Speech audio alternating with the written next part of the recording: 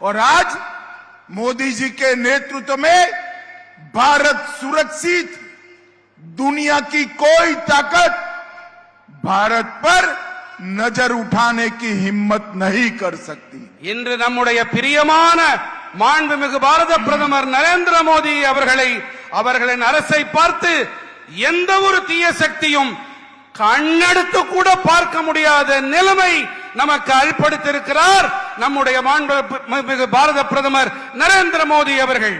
मोदी जी ने भारत को समृद्ध करने के साथ साथ सुरक्षित करने का भी काम किया है। நம் பாரத நாட்டிற்கு மோடிஜி அவர்கள் வளமையை மட்டும் அளிக்கவில்லை, வலுவான பாதுகாப்பையும் அளித்திருக்கிறார்। मित्रों, पुडुचेरी की जनता ने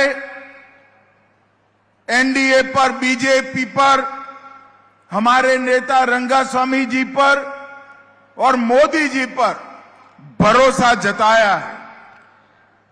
நண்பர்களே, நம்முடைய புதுச்சேரி வாழ் மக்கள் என்டிஏ மீதும் பிஜேபி மீதும் ரங்கசாமி அவர்கள் மீதும் அன்புக்கு உரித்தான நம்முடைய மோடிஜி மீதும் மிகப்பெரிய நம்பிக்கையை வைத்திருக்கின்றார்கள்।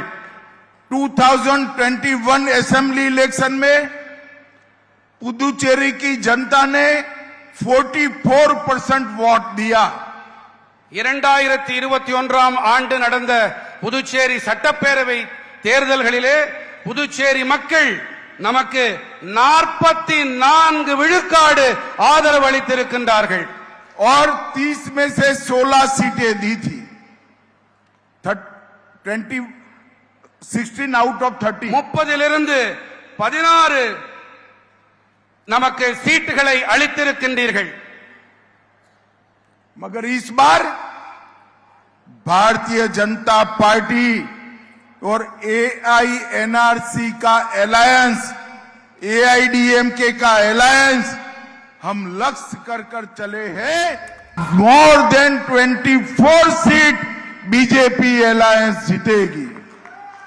ஆனால் இந்த முறை நாம் நம்முடைய கூட்டணி கட்சிகள் பாரதிய ஜனதா கட்சியோடு சேர்ந்து என்ஆர்சி, அஇஅதிமுக இந்த கட்சிகள் எல்லாம் சேர்ந்து 60% வாக்குகளை பெறுவோம்।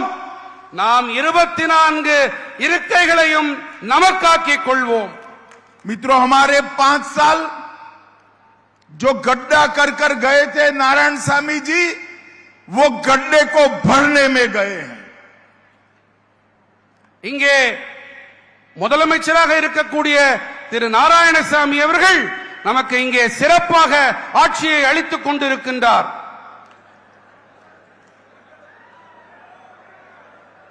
रंगसामी அவர்கள் இங்கே மிகச் சிறப்பாக गलत बोल रहे भाई। रंगास्वामी ने नारायण स्वामी गड्ढा कर गए थे, मतलब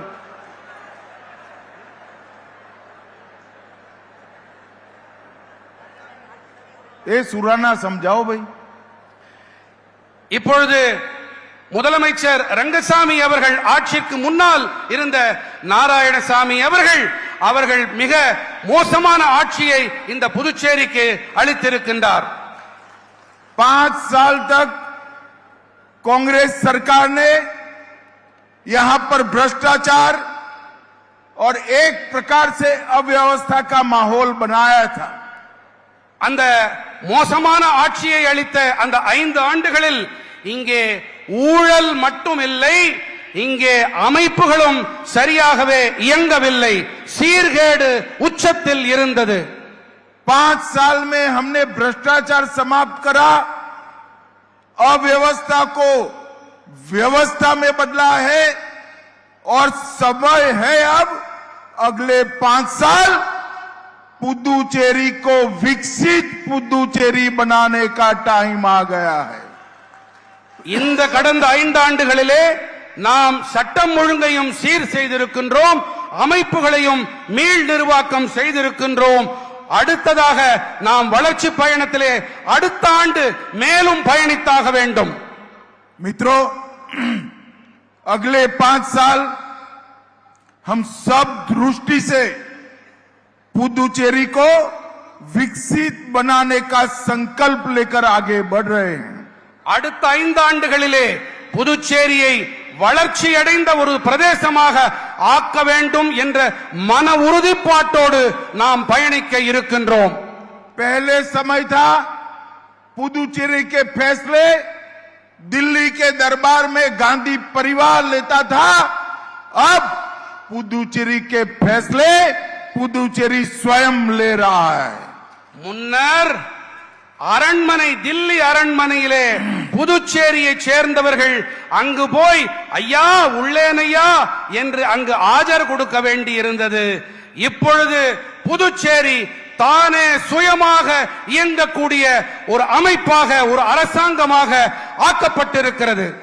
अगले 5 साल हम 3 सेक्टर पर कंसंट्रेट कर आगे बढ़ने वाले हैं.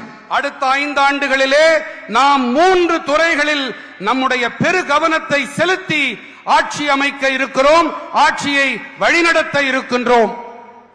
पुदुचेरी के मछुआरों का प्रोडक्ट विश्व காரைக்காலில் மத்திய அமைச்சர் அமித்ஷா உரையாற்றி வந்தார். அந்த காட்சிகளை பார்த்தோம்.